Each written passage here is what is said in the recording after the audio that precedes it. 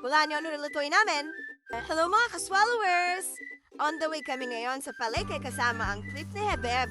Especially with you around the world. As you can see, nihiwa na yung cart na nabibili namin.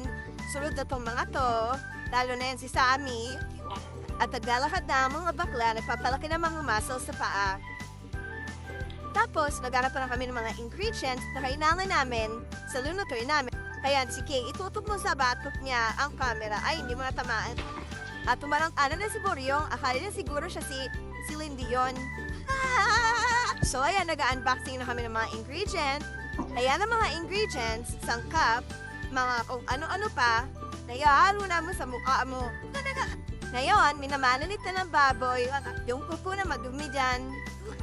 Grabe, ginamay-kamay na lang yan.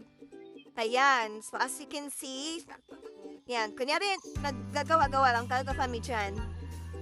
Ayan siya, kunyari nagluto siya, pero di talaga alam yung nagawa niya. Ito, nabubukas siya ng dilata, para niya sa dinas. Gigisa na natin. Gisa. Another one, gisa this. Isunod na natin ang mga bawang. Importante sumitin natin ang mga bawang. Simot. Why? Sunod na natin ang baboy na nag-marinate. Ayan, lagay natin. Lagay. Fast forward. Yan, nilagay na namin lahat ng ingredients sa isang para para matapos na maluto ang sopas. Ay, hindi. Really, anong bangus to? Sabi mo marami to. Ano to? Ay, sopas yan? Sopas pa to? Sige, hulaan nyo na lang lahat kung ano talaga to. Magulo kasi siya eh. Hirap kong kausapin. Nanonood na nga lang kayo sa amin. Shing! Kulo.